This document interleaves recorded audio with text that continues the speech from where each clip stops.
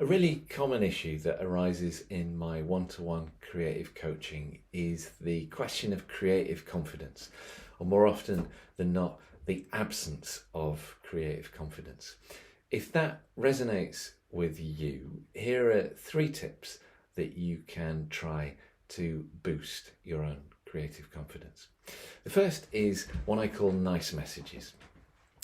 As human beings, we have a tendency to focus on the negative, and you know how it goes. If you receive a piece of negative feedback, it kind of embeds itself in your brain. Whereas if somebody says something nice, you register it, you feel good, and then poof, it's gone. So next time somebody provides you with some good feedback or sends you a nice message, you screen grab it and you put it in a folder on your desktop called Nice Messages. And whenever you're feeling a little bit down, a little bit shit, like you don't know what you're doing, you look at this folder and you remind yourself, okay, well today I feel a bit terrible, but there was a point where the things that I've made were good enough for somebody to send me a message to say how much they liked them.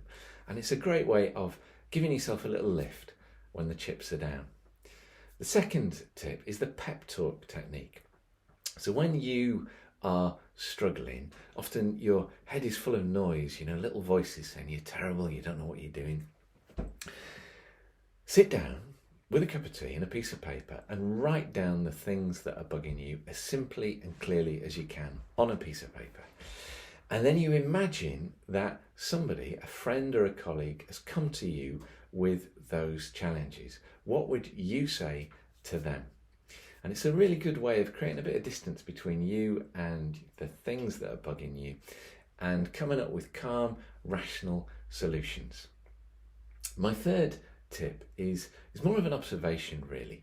Confidence comes from having done something before, and creativity is all about doing something for the first time. So by definition, creative confidence is something that's really quite elusive. So maybe a better word is courage, creative courage. We all as human beings have reserves of courage within us.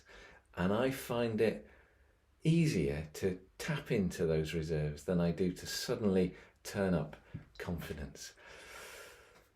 So think maybe about it as more a question of creative courage, and next time you're struggling, take a deep breath, put one foot in front of the other and see where the journey takes you. Because to do creative stuff, to bring something into being which didn't previously exist, is one of the best things we human beings can do.